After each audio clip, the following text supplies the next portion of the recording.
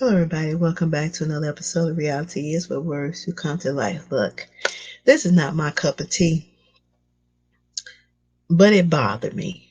And not that I care about the outcome or how they got to this point, because I really don't. But what really struck me is when I was on YouTube and I was watching, I just kind of scrolled through and I watched what Meagan Good said where she thought that her and Defon's Franklin was going to be her forever. And then I said to myself, you also said that God told you that that was going to be your husband. So if God told you that was going to be your husband, then what you're saying at the other side of your mouth is God lied. Because what God joins together, let no man put asunder. And if he joined it for everlasting and a purpose. And we as individuals, we take what we want and confuse it what we say God want for us. So let's be honest. God don't make no mistake. He don't. And a lot of the problems that is had and it becomes a topic of conversation is because they're in the limelight. But what y'all should practice, and there's a couple of couples who actually mastered this, keep your freaking business to yourself. Stop jumping out on the ledge and talking about, I waited for this. When you set yourself up and everything is in divine order that God has put it in, God don't make no mistake. He don't bring things together to separate them. Not in marriage. So stop putting that ownership on God because that's what you said. When I saw him, God told me that was going to be my husband. And now in the same breath, you're saying you thought it was going to be your forever. See, some of y'all women, and I'm going to be honest, you may not like it, but it's factual. Y'all have these revolving doors of men, and then you make it seem like it's the man. But if you keep doing the same thing and your relationship end up in the same end result, you may want to stop and look at the woman that's in the mirror. See, we don't go in, we say we're going with expectation, we lay everything on the table, but do we really lay everything on the table? You know what's important? Finances. You know what's important? Children. You know what's important? Religion is important. These are conversations you should have. If you still want to work on your career, you don't have no kids, y'all should have that conversation before you say, I do. No relationship, whether it's marriage, whether it's friendship, co-workers, whatever, family, is going to be perfect. And it takes two people to make a relationship work. Now, I heard Devon Franklin say, he was trying to be perfect. You can't be perfect. The only time anybody's going to be perfect is when you stop breathing. That's the only time you will not mess up anything, make a mistake, say the wrong thing, do the wrong thing. That's the only time. Stop putting y'all crap in the limelight. If you don't put it in front of people, then nobody has the opportunity to judge you when y'all decide to do something else. Your personal business is your personal business. Your entertainment business is your entertainment business. Don't cross the two over into the other. And stop making statements that that you're not truthful with. And stop putting God in positions that you put yourself in, pretty much. Because again, God don't make no mistakes. He doesn't. And what he puts together, he binds it. And he can help you fix it and get over the hurdles and all this stuff. Then y'all did all this stuff about the weight. So all what y'all did and all this book, right, goes out the window. So what you gonna wait again? You gonna do another round of wait? That's what you're gonna do. But don't tell nobody else that God told you nothing when you told yourself, pretty much. Stop putting all the ownership on God. It's on you. It takes people to make the relationship work. God not going to come down and say, okay, well, you said the wrong thing. You did the wrong thing. You should have handled that a little better. You should have kept your business to yourself. This is between you and him. This is what you should have did.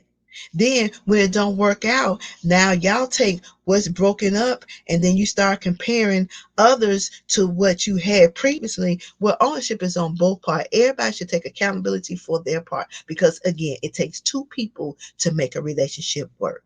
Stop doing all these freaking interviews about relationship and you can't make a relationship work. Or you're not going to work at the relationship. And I'm not saying people are perfect because they're not. But when you put yourself in that limelight, when you put yourself in that position, then you put yourself in a position for people to respond, say things, and to judge. And God knows the real reasons why the relationship didn't work. And don't always put it on one person because everybody has a part in the relationship. Everybody. Even when I was going to get married, I had a part in the relationship too.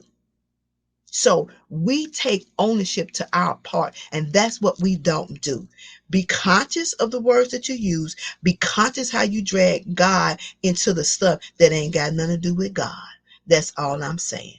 Some of y'all been married 3, 4, 5, 6, 7, 8, 9, 10 times. It's already seen on the TV screen. Marriage has no value. But fornication, sleeping with somebody, and having babies with somebody is the popular thing to do. And that's not how God designed it to be. That's not God's plan for women and men. It's not. Not at all. You all make it what you want it to be. And then you talk about, oh, you know, the Lord and all this stuff. No, you can't. Let's be honest. When we learn how to be honest with ourselves, then we can do things differently and we can learn how to be better. That's all I'm saying. And it ain't got nothing to do with your sexiness. It doesn't. Every woman got some sexiness, whether she realize it or not. But you need to be mindful of the words that you use because those words that you use are the very words that come back to bite you. Now, again, let me make this explicitly clear. I don't care if you stay married. I don't care if you reconcile. I don't care if you divorce or none of that. I don't. But what I'm saying to you all, be careful with the words that you use, especially when you draw God into that type of conversation. Y'all did all this talk about the weight. So when you talk about the weight, when you talk about abstaining from sex, when you talk about doing it in divine order that God has set up to be, when you talk about, I knew that he was going to be my husband. And then at the same time, I thought this was going to be my forever. The key word is you thought. You thought. You took God out of and you put yourself in the position of God. And y'all not God. Y'all not. You're imperfect human beings, and that's okay. We're all imperfect human beings, but be careful with your words. And I'm saying it to every person that's famous, entertainment business. You may not like this, and I'm cool with that.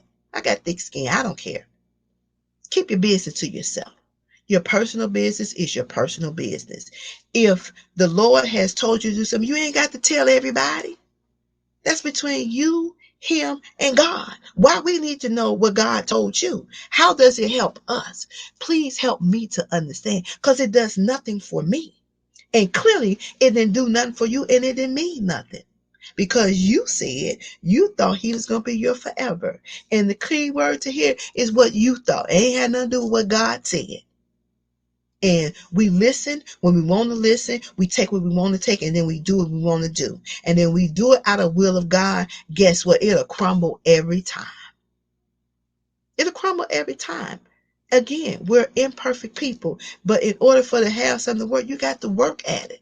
Nobody said no relationship is going to be a roller coaster ride because it's not. Somebody going to do something. Somebody going to say something that you're not going to like. Just like you going to do something and say something that somebody else not going to like. But if you don't have that hardcore conversation before you go into it, then don't get married. Don't. Because that accountability on you. And believe me when I say, you can make your mouth say anything to us. But one thing you can't do is change what God knows. Why you did what you did. You can fix it up. You can say you're struggling. You say you're having a hard time and all this stuff. But God knows. He knows why we do what we do, when we're doing it, how we're doing it. He knows. And some of y'all, I declare, you're mad, then you have kids with him, then you blame the man for the kids, and then you don't want to let him see the kids. That's not fair. Y'all can't be Christian, believe in God, believe in his word, and do the things that you do and think that's okay. That is not okay. Let's be realistic here. Call, like Iana said, call a thing a thing. Call it. Call yourself out. Tell yourself the truth, because you can lie to us and tell us whatever, and we're supposed to believe it. Again, I really don't care what you do one way or another. I don't care who you sleep with. I don't care who you have a baby with. I don't. All I'm saying is, and I said this to my family, like, oh, you just care about certain people. No, I just get sick and tired of the headlines. See, y'all talk about people in your business, but y'all put your business in the street so people can be in your business. But if you keep your business to yourself, we can't be in your business. We don't need to know everything that's happening in your bedroom. We don't need to know how you got to that relationship. We don't. There's a lot of couples that's in the limelight that has kept their relationship separate from their business. Your commingling funds is called commingling. Stop commingling. Learn how to draw the line. That's what you need to do. Draw the line. What's happening in your household is what happened in your household. We don't pay your bills. We don't buy your groceries. We don't find you nowhere to live. So why do you feel that y'all have to share everything with us? Why? Why we need to know what God told you? Why you need to write a book about the weight? Now, if you want to talk about abstaining from sex, that's the difference. But don't put the weight on that you waited to get to the relationship that you got, and then 9 years later y'all split. How does that look? How does it look? Please explain to me, because I'm trying to figure it out. How does it look? How? Then they show all the relationships you had been in, and you said they wasn't like what you had with him, but clearly something wasn't right. Something clicked. Something was in a relationship was not long lasting for you, whatever it may be, since God told you he was the one. Something that wasn't long lasting for you. So do you know what it is? Did you find that answer? And what you gonna do the next time? Well, see, we when things get rough, we like to run, we like to skate, we like to move on. And then we come up with all this other stuff talking about, if you say this stuff, I'm gonna block you off my page and block you. Well, again, I'm gonna say this. You can block me off any page. I don't care. I just want y'all to keep y'all business to yourself. Keep it to yourself. You don't care about my business, do you? Do you want to know my business? Do you want to know my struggles? No, you don't care about my business. So why do you all feel the need to post y'all business to us? If you're in a movie, that's all we need to know. If you start a new series, that's all we need to know. What God told you, how he told you, when to do it, how to do it, where to do it, who to do it with, that's your personal business between you and God. Some things need to stay between you and God. We use social media for all the wrong things. And people talking about it's social media. It ain't social media, it's the people. It's the people. And when right after y'all started doing this book, and right after you said all this stuff, the devil got busy, and then next thing you know, people's like, no, no, this is not true. This can't be real. Well, it's real. It's real. Again, we're imperfect people. Totally. Totally imperfect. Nobody's going to do anything the way you expect them. They're not going to think the same way. They're not going to react the same way. They're not going to eat the same way. They're not going to like the same thing that you like. And I'll say, we as women need to sit down and do some do's, some don'ts. What we like, what we don't like. What are our expectations. What we will compromise on. These are real conversations we need to have with ourselves. We do.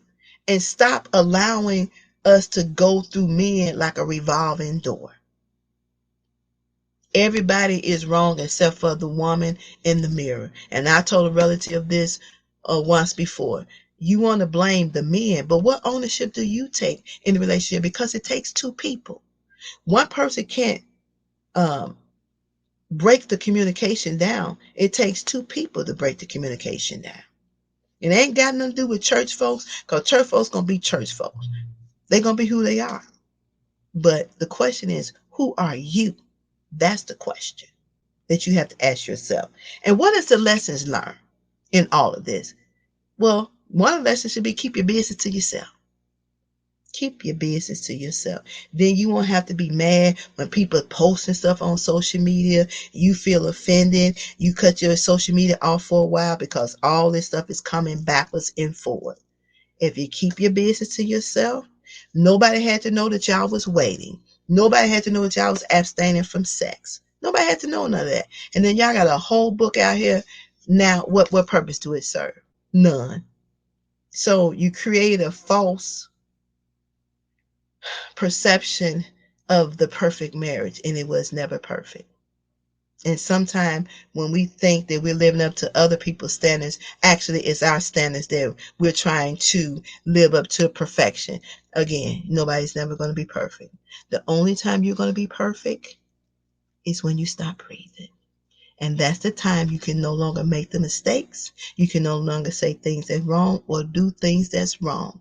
So, hey, I'm done with this conversation, but I had to say that because that touched a string a little bit when you said that God told you he was going to be your husband, but then you thought this was going to be your forever. So in a sense, you're saying that God don't keep his promises, that God's word is not true as it relates to marriage. And if you talk to anybody that's been married 25, 35, 40 years, you would find out there were some rough patches in that relationship, but they fought through it. And I think the biggest question is, do we as women know how to fight through it? That may be a question any woman may want to ask herself. Do we know how to fight through it? Or have we become so selfish and so independent that we don't want to compromise, we don't want to sacrifice for anything? Think about that. All right. Make sure you like, comment, subscribe. Talk to you later.